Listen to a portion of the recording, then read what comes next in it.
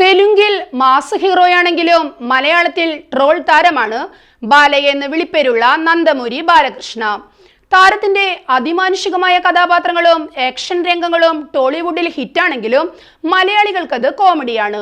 താരത്തിന്റെ ഹിറ്റ് ചിത്രം അഖണ്ഡയുടെ 2ാം ഭാഗം റിലീസിനൊരുങ്ങുമ്പോൾ സിനിമയുമായി ബന്ധപ്പെട്ട് നടന്ന പരിപാടിയിലെ ബാലയ്യയുടെ പ്രസംഗം സോഷ്യൽ മീഡിയയിൽ വൈറലാവുകയാണ്.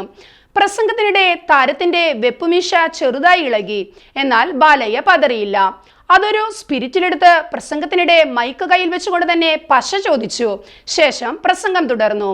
അല്പസമയത്തിനകം പശ വന്നപ്പോൾ തിരിഞ്ഞു നിന്ന് മീശ ഒട്ടിച്ചിട്ട് പ്രസംഗം പഴയതുപോലെ തന്നെ തുടർന്നു. വേദിയിൽ വെച്ച് മൈക്കും ഫോണുമൊക്കെ തട്ടിക്കളിക്കുന്നത് പോലെ ഇതും ബാലയ്യയുടെ ഒരു കുസൃതിയാണോ എന്നാണ് സോഷ്യൽ മീഡിയ ചോദിക്കുന്നത്. അതേസമയം ബോയപ്പട്ടി ശ്രീനു സംവിധാനം ചെയ്യുന്ന അഖണ്ഡ ആദ്യ ഭാഗത്തേക്കാൾ വമ്പൻ ആക്ഷനും ഡ്രാമയും ഉൾപ്പെടുത്തിയാണ് ഒരുക്കിയിരിക്കുന്നതെന്നാണ് സൂചന. സെപ്റ്റംബർ 25-ന് ദസറയ്ക്ക് ചിത്രം റിലീസ് ചെയ്യും.